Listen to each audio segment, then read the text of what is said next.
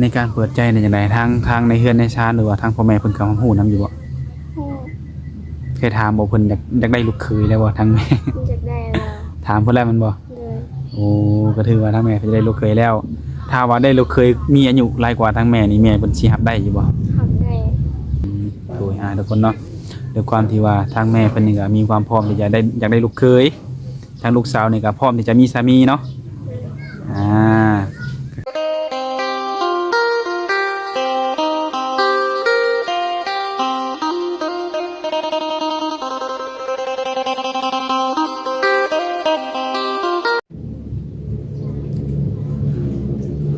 กราบสบายดีและสวัสดีเด้อพ่อแม่พี่น้อง FC ของบ่าวศิลาดโมสุขคนเนาะสิเป็น FC ฝั่งลาวฝั่งไทยหรืออยู่ต่างประเทศเนาะทุกคนเนาะมื้อนี้ทุกคนทางบ่าวศิลาดก็จะพาหนุ่มๆเนาะก็คือมาเปิดใจผู้สาวโสดทุกคนเนาะก็เป็นสาวโสดหน้าใหม่เนาะซึ่งมาเปิดใจมื้อนี้เป็นมื้อแรกคือน้องเพิ่นเองยังบ่ทันเคยเปิดใจจักเทื่อเนาะทุกคนเนาะก็เป็นผู้จบผู้งามถือว่าหน้าตาดีอีกผู้หนึ่งเนาะทุกคนถ้าหากว่าผู้ใดเห็นคลิปนี้แล้วอยากทำความรู้จักอยากได้ไปเป็นสู่เป็นแฟนหรือว่าได้อยากได้ไปเป็นแบบว่าเป็นผัวเป็นเมียสามีภรรยาทุกคนเนาะก็สามารถทักเข้ามาอบรมจีบกับน้องเพิ่นได้คือน้องนี่เพิ่นมีความพร้อมเนาะมีความพร้อมที่จะสละโสดหรือมีความพร้อมที่จะอยากมีสามีเพราะว่าทางแม่ของน้องเพิ่นนี่ก็อยากได้ลูกเขยแล้วทุกคนเนาะเพราะว่าสิเป็นหนุ่มไทยหนุ่มลาวหนุ่มต่างประเทศก็ได้เบิดทุกคนเนาะชัวาสิเป็นอายุคือกันอายุนี้เพิ่นบ่ได้จำกัดเนาะเพราะว่าสิอายุ30 40 50 60เนาะทุกคนด้วย70นี่ก็น้องมันก็รับได้ทางแม่มันก็ยินดีคือกันเนาะทุกคนเนาะจังใดก่อนสิเข้าไปจีบหยังน้องเพิ่นก็เบิ่งคลิปน้องเพิ่นไปก่อนว่าเผื่อแบบว่ามีบางเรื่องบางอย่างใจอาจจะบ่ตรงกันทุกคนเนาะไปจังใดก็เห็นคลิปนี้แล้วก็ฝากกดไลค์กดแชร์กดติดตามให้บ่าวศิลาในทุกคนเนาะเผื่อแบบว่าจะมีกำลังใจเห็นคลิปต่อๆไปแล้วก็หนุ่มโสดจะบ่ได้พลาดสาวโสดคนต่อไปทุกคนเนาะจังใดก็ไปฟังเรื่องราวของสาวโสดหน้าใหม่ของเฮากันเลยทุกคนทุกคนเนาะก็ถือมาในมื้อนี้ก็คือพามาหาผู้สาวโสดทุกคนเนาะก็เป็นสาวโสดหน้าใหม่คือมาเจอกับน้องเพิ่นนี่เป็นมื้อแรกด้วยว่าครั้งแรกที่น้องเพิ่นได้ออกมาเปิดใจเนาะทุกคนเนาะโดยสบายดี สบายดี สบายดีทุกคนเนาะแน่นอนเนาะครั้งแรกก็ต้องแนะนำตัวแน่น้องล่ะชื่อว่าใด ชื่อหมวย ๆชื่อน้องหมวย เลย ปัจจุบันมีอายุจักปีแล้ว อายุ18อายุ18ปีเนาะทุกคนเนาะก็ถือว่าเป็นครั้งแรกที่น้องออกมาเปิดใจในมื้อนี้เนาะ เลย จังไดน้องก็มาเปิดใจนี่จังไดอยากได้สู้ได้แฟนบ่หรือว่าอยากได้คู่ชีวิตเลยนี่ อยากได้คู่ชีวิตเลยอยากได้คู่ชีวิตเลยคือน้องนี่แสดงว่าพร้อมสละโสดเลยแม่นบ่ เลย อืมคือน้องอยู่18ปีเนี่ยบ่ได้เรียนเลยติ ยังบ่ได้เรียนแล้ว โดยพร้อมสละโสดในวัยอายุ18ปีเนาะ โดยทุกคนเนาะก่อนที่ถามเรื่องหัวใจของเพิ่นเนาะอยากถามแบบว่าปัจจุบันนี้น้องได้เฮ็ดเวียกเฮ็ดงานหยังอยู่บ่ซะ เฮ็ดอยู่ น้องเฮ็ดเวียกเฮ็ดงานหยัง เฮ็ดอยู่ซอยเลย เวียกซอยพ่อแม่ เลย ก็คือเฮ็ดเวียกอยู่ในเฮือนในศาลเนาะ เลย หลักๆที่น้องซอยพ่อแม่ในเฮือนในศาลเวียกหยังนั่นแหละ นึ่งข้าวเฮ็ดกินเกิดงานเบิ่งงาน แต่ว่าเกี่ยวที่เฮือนในศาลในครัวนี่น้องสามารถเฮ็ดได้เนาะ เฮ็ดได้เป็น บ่ว่าสิเป็นการแต่งอยู่แต่งกินเนาะ เลย นี่เขาวนึ่งน้ำมาหยังก็ถือว่าเรียบร้อยตัวนี้เนาะ โดยคือน้องนี่ก็อยู่เฮือนก็มีพ่อมีแม่แล้วมีไปอีกมีมีอ้ายมีน้องบ่ มีอ้าย มีอ้ายจักคน มี4คน มีอ้าย4คนบ่มีบ่ บ่มี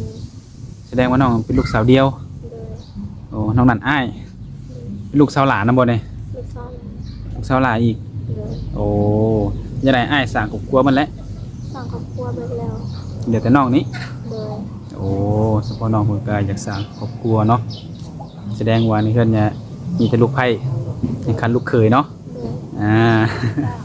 ถ้าหากว่าน้องความสาราโสดถ้าว่าน้องได้สามีหั่นนะจังใดลูกสาวหลานนี่สามารถเอาเฮือนได้บ่ ออกได้แต่ว่าต้องเที่ยวไปเที่ยวมา โอ้ก็คือแบบไปอยู่เป็นหลักๆอยู่น้ำเพิ่นเลยนี่บ่ได้เนาะ เลย อืมโดยก็คือแบบว่าเที่ยวไปเที่ยวมาแบบไปเพิ่นแน่แล้วก็มาบ้านเฮาแน่เนาะ เลย อืมโดยคือน้องอายุ18ปีถ้าน้องอยากได้สามีเนี่ยน้องสิเอาอายุหลายปานใด 18 อายุเท่าใดก็ได้ บ่จำ เปิดเผย บ่จำกัดแม่นบ่ เลย ในการบ่จำกัดนี่สิยกตัวอย่างให้อยู่มันสิมีอายุแบบว่า50 60หรือว่า70นี่นะน้องสิว่าได้ใด ได้ ร่วมได้บ่ เลย หรือว่าเอาเป็นสามีก็ได้แม่นบ่ เลย อืมพอห่างพอหมายลูกติดอีหยังก็ได้เนาะ ได้ แน่นอนเนาะถ้าในกรณีถ้าเฮาบ่จำกัดอายุหรือว่าอายุ50 60นี่แน่นอนเพิ่นต้องเคยผ่านประสบการณ์มันอยู่แล้วเนาะคือน้องนี่ยังบ่เคยแต่งงานจักเทื่อแม่นบ่ ยังบ่เคย ยังบ่เคยมีแฟนบ่ ยัง แฟนก็บ่เคยล้มผู้บ่าวอยู่บ่ เคยลงอยู่ เคยล้มอยู่ล้มผู้บ่าวใส่ในบ้านแล้วนี่ในลาวเขานี่ แม่น อืมผู้บ่าวน้องที่เคยล้มมาเป็นจังไดรุ่นราวเขาวเดียวกันบ่ รุ่นเราเขาเดียวกัน เป็นจังไดรุ่นล้มมาอยู่ประมาณกันนี่ เขาหลายใจ เขาหลายใจ เขาหลายใจหรือว่าน้องหลายใจ เขา จับได้ว่าเขามีผู้หญิงคนใหม่บ่ แม่น ก็เลยเลิกกันในการเลิกลาซะน้องเป็นคนบอกเลิกหรือว่าฝ่ายชายเป็นคนเลิก น้องเป็นคนเลย อืมผู้ข่าวว่าเขามีผู้หญิงคนใหม่ก็เลิกมันบ่ เลย โดยก็ถือว่าแล้วน้องได้ใช้อยู่เป็นโสดมาโดนบันไดแล้วซะนี่ โดนแล้ว โดนแล้วถ้าคนเก่าน้องกับขอคืนดีน้องสิคืนดีบ่ บ่ บ่คืนเนาะ เลย ถือว่าตัดใจตัดขาดเรียบร้อยเนาะหลายๆหนุ่มๆหรือว่าคนที่มีอายุเพิ่นก็อยากระวังในจุดนี้แหละ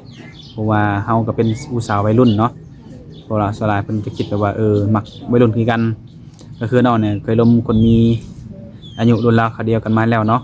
ถือว่าเขาหลายใจแต่ถ้าคนมีอายุนี่น้องบ่คิดว่าเพิ่นสิหลายใจนำบ่ ก็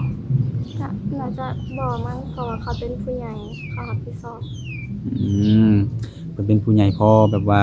พอที่จะแบบว่ามีหน้าที่รับผิดชอบเนาะ เลย หรือว่าอาจจะมีคำเว้าที่ว่าน่าเชื่อถือกว่าวัยรุ่นคือกันเนาะ เลย อืมแต่น้องนี่มาเปิดใจนี่มีสเปคที่แบบว่าวางไว้อยู่บ่ ได้เบิดเลย ได้เบิดเลยแม่นบ่ เลย คนบ่หล่อบ่หยังนี่ก็ได้บ่ ได้ อย่าว่าคนงามคือน้องแบบบ่เลือกอยากได้แบบคนมีอายุอยู่แต่ว่าต้องหน้าตาดีดูดีจังซี่นะถือว่าบ่เนาะ แบบใดก็ได้ โอเคเนาะทุกคนเนาะก็ถือว่าหนุ่มๆหลายๆคนนี่ก็มีสิทธิ์เนาะมีสิทธิ์ที่จะเข้ามาล้มมาจีบน้องนั่นแหละแต่ว่าเรื่องความอยู่ในใจนี่ขึ้นอยู่กับน้องหรือว่ากับหนุ่มโสดจะตกลงกันแนวใดเนาะถ้าน้องได้แฟนหรือว่าได้คบหากับใครสักคนนี่น้องสิศึกษากันดนบ่กับเพิ่น กะบ่โดน2-3 เดือน 2-3 เดือนเนาะ เลย ก็ถือว่าประมาณนี้ก็ถือว่ามีความมั่นใจแล้วเนาะผู้บ่าวลาวบ่าวไทยได้บ่ ได้ ได้เบิดเนาะจะเป็นหนุ่มทางไหนก็ได้เนาะ เลย คือในช่วงนี้น้องก็มีเวลาคุยโทรศัพท์เนาะ อืม เพราะว่ายังบ่ได้ไปเวียกไปงานหรือว่ายังบ่ได้แบบไปเป็นลูกน้องรับจ้างไผเนาะคิดอยากไปบ่ในความคิดน้อง อยู่ไทย อยากเป็นงานอยู่ไทย เลย การเป็นงานอยู่ไทยนี่มีบัตรมีหยังแล้วบ่ ยังบ่มียังบ่มี เลย แต่ถ้ามีงานอยากให้น้องไปเฮ็ดนี่จังไดต้องหาเงินเฮ็ดบัตรก่อนบ่ แม่น โอ้ที่บ้านน้องเขาเฮ็ดบัตรแพงบ่ กะแพงอยู่ พอฮู้ราคาอยู่บ่ อันนี้เขาก็บ่ฮู้บ่เคยจักเทื่อเนาะ เลย โอ้ดูถ้าว่ามีแบบว่ามีงานหรือว่ามีแบบว่าเพิ่นอยากได้ไปเป็นลูกน้องหรือว่าลูกจ้างเนาะก็คือแบบว่าเขามาลมได้เนาะถ้าว่างานตรงใจหรือว่าคุยกันเข้าคอก็ขึ้นอยู่กับน้องตัวนี้เนาะว่าสิไปหรือบ่ไปถ้าหากว่าแบบมีหนุ่มๆสนใจน้องแล้วเพิ่นอยากมาหาน้องอยู่เรือนอยู่ซ่านนี่สิได้สิให้เพิ่นมาอยู่บ่ มาได้ มาได้เนาะเคยไปเที่ยวเป็กทางไหนอยู่บ่ บ่เคย อยู่ในลาวเนี่ยก็บ่เคยไปบ่ บ่ ด้วยความที่น้องเป็นสาววัยรุ่นนี่เรื่องลิ้นเรื่องกินเรื่องเที่ยวนี่มักไปอยู่บ่ บ่มักไป เป็นจังได๋บ่มักเองบ่หรือว่าพ่อแม่ห้าม บ่มักเพราะว่าบ่มักไปเล่นกลางคืน เว้าแท้บ่ แท้ นอนทุกคนเป็นจังไดเป็นในการไปเล่นไปเที่ยวเป็นหยังคือว่าน้องบ่มักแต่เก่าคือว่าหลายคนคือมักเนี่ย เฮาบ่มักเพราะว่าเฮามักอยู่คนเดียวมันสงบดี อยู่คนเดียวสงบดีถ้ามันสมมุติมีแฟนนี่สิบ่ไล่แฟนไปอยู่คนละบ่อนบ่ บ่ค่ะ ในช่วงที่บ่มีแฟนนี่คืออยากอยู่คนเดียว เลย โอ้บ่ได้ไปเลินน้ำหมู่นำหยังบ่ซะ ก็บางทีก็ไปบางทีก็บ่ไป แบบ เวลาแบบอยู่คนเดียวมันก็น่าเบื่อก็อยากไปหาหมู่กันจังไปเนาะ โดย โดยเป็นคนแบบว่าน้องเป็นคนแบบคนเงียบๆบ่ แม่น บ่มักปากบ่มักเว้าอะเนาะ แม่น ให้เก่งบ่ บ่ โอ้อย่าว่าแต่ว่าคนเงียบๆแต่ว่าให้เก่งนี่ก็มีแต่ว่าน้องนี่บ่แม่นบ่ โดย โดยก็อยากถามแบบนิสัยหนุ่มๆมานะน้อยอยากเจอผู้ชายแบบใดซะ นิสัยดี นิสัยดีคำบอกคำจาเพิ่นแนวใดแบบใด ว่าม่วน บ่ม่วนนิ่มๆนวลๆเนาะ โดย แบบว่าเว้าแล้วให้มีความแบบม่วนหูเนาะว่าง่ายๆกะแต่ถ้าแบบคนมาว่าแบบเสียงดังแบบ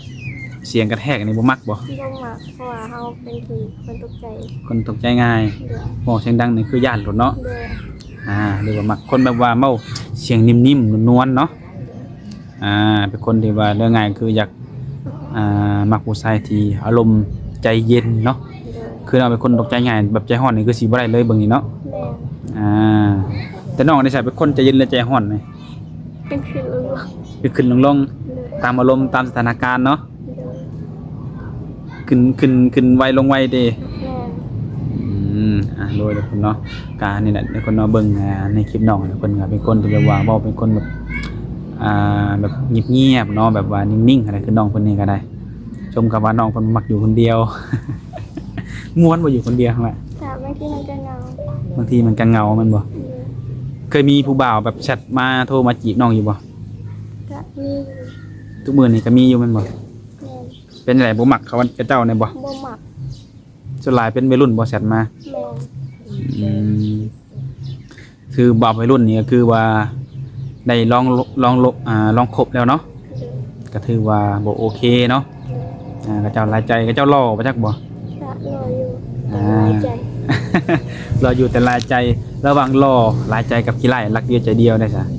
เอาขี้ไล่ เอาขี้ไล่ดีกว่าเนาะ โดย มันแบบว่าจังแบบเวลาอยู่เขาจังบ่เจ็บเนาะ โดย คนเนาะก็ถือว่าเรื่องหน้าหน้าตานี่หยังแนวใดก็ได้เนาะขอแต่ว่าเป็นคนรักเดียวใจเดียวขอเป็นคนชัดเจนเนาะอืมโดยก็คือน้องมาเปิดใจคือน้องมีความพร้อมสละโสดแล้วจังไดแบบทางติดต่อของน้องมีพร้อมไหมเพิ่นบ่ ทางไลน์ มีแต่ LINE บ่ แอป มี LINE มี WhatsApp Facebook น้องบ่ได้ลินบ่มันก็ถือว่าถ้าว่าพยักโอจะลงกับน้องนี่มีแต่ทักทายเข้ามาทาง LINE หรือว่าทาง WhatsApp เนาะสะดวกคุยตลอดบ่ สะดวกตลอด โดยก็คือมาในมื้อนี้คือน้องมานี่มาเปิดใจโดยเฉพาะแม่นบ่น้องคือน้องบ่ได้เป็นคนในบ้านนี้บ่ บ่ โอ้มาลินน้ำหมู่ แม่น ก็เลยแบบอยากเปิดใจอยากมีบ่าว โดย ถ้าว่าเป็นไปได้ก็อยากสร้างครอบครัวเนาะ โดย โดยในการเปิดใจในจังไดทางในเฮือนในชาติหรือว่าทางพ่อแม่เพิ่นก็ฮู้นำอยู่บ่ ฮู้ เคยถามบ่เพิ่นอยากได้ลูกเขยแล้วบ่ทางแม่ อยากได้แล้ว ถามเพิ่นแล้วแมันบ่ โดย โอ้ก็ถือว่าทางแม่เพิ่นจะได้ลูกเขยแล้ว ถ้าว่าได้ลูกเขยมีอายุหลายกว่าทางแม่นี่แม่เพิ่นสิรับได้อยู่บ่ หักได้ ทางแม่เพิ่นอายุหลายปานใดซะ 40 40บ่แน่บางทีอาจจะได้ผู้บ่าวอายุ30หรือว่า20ปลายก็ได้เนาะมักอยู่ผู้บ่าวอายุ20ปลาย ได้ ได้แม่นบ่ถือว่าเนี่ยคนเนาะถ้าว่ามี50 60ก็ถือว่าได้อยู่เนาะ คือทางพ่อทางแม่เพิ่นก็ขอแต่เพิ่นเป็นคนดีในหลักๆเนาะโดยทุกคนเนาะด้วยความที่ว่าทางแม่เพิ่นนี่ก็มีความพร้อมที่จะได้อยากได้ลูกเขยทางลูกสาวนี่ก็พร้อมที่จะมีสามีเนาะก็คือในการเบิ่งใจของน้องเพิ่นก็ให้เวลา2-3 เดือนถ้าว่ายังบ่ชัดเจนแน่นอนก็3-4-5 เดือนก็ว่ากันไปเนาะน้องหลานเนาะเพราะว่าการคุยกันโดดกับลมอันนี้มันบ่แน่นอนดอกในการที่ว่าจะกำหนดเวลาหรือเดือนเนาะบางทีบางคนอาจจะบ่ฮอดก็มีเนาะทุกคนเนาะก็เอาสำนั้นแหละทุกคนเนาะก็ถือเพิ่นน้องเพิ่นมาเปิดใจมื้อนี้เป็นมื้อแรกข้อมูลอิหยังเฮาก็ยังมีบ่หลายเนาะเฮาก็ถามไปแบบว่าเกี่ยวกับการใช้ชีวิตประจำวันแล้วก็เรื่องหนุ่มๆที่น้องเพิ่นมักหรือว่าสเปคน้องเพิ่นต้องการนั่นแหละเพิ่นก็ได้บอกในการมาแล้วส่วนหลายก็แม่นจะบ่มีข้อจำกัดแต่หลักๆคือสำคัญก็แบบว่ามักคนที่แบบว่าเว้าจานิ่มนวลเนาะบ่มักคนเว้ากระแทกเว้าเสียงดังเนาะน้องหลานเนาะคือน้องเพิ่นนี่ด้วยความที่ตัวเป็นคนตกใจง่ายถ้าแบบว่าผู้ชายที่ว่าเพิ่นอาจจะกิน แบบดื่มแหน่เมาแหน่ได้น้องล่ะ ได้ หับได้เนาะ หักได้ น้องเองก็กินดื่มอยู่บ่ กะเดียวกันเลย อ๋อก็ถือว่ากินอยู่เนาะ โดย ถือว่าโดนๆเทื่อมีงานเนาะ โดย อันนี้ก็คือมันเป็นเรื่องปกติเนาะทุกคนเนาะสังคมของมื้อนี่ก็มีกินแหน่ดื่มแหน่แหละเนาะแต่ว่าขึ้นว่าจะกินน้อยหรือกินหลายนั่นแหละก็ทำนั่นแหละทุกคนเนาะจังใดมื้อหน้ามื้อไหนก็จังว่ากันใหม่เนาะทุกคนมีแต่ว่าเฮาก็เป็นกำลังใจให้ทางน้องมวยเนาะให้พบพ่อเนื้อคู่ที่ดีให้พบพ่อคนที่ว่าหักจริงหวังแต่งคือน้องเพิ่นก็เคยผ่านในจุดที่ว่าอกหักหรือว่าจุดที่ว่าผู้บ่าวนอกใจเนาะ ถ้าหากว่าผู้ใดเข้ามาแล้วก็อยากให้เป็นคนที่หักเดียวใจเดียวเนาะคนแบบว่าให้เป็นผู้ใหญ่พอคนละคนเว้าว่าหั่นแหละถ้าว่าร่วมกันแล้วมักหักก็พร้อมสละโสดให้เลยทุกคนเนาะมื้อนี้ก็เอาสำนี้ก่อนนะน้องหลานเนาะโดยโอเคสบายดี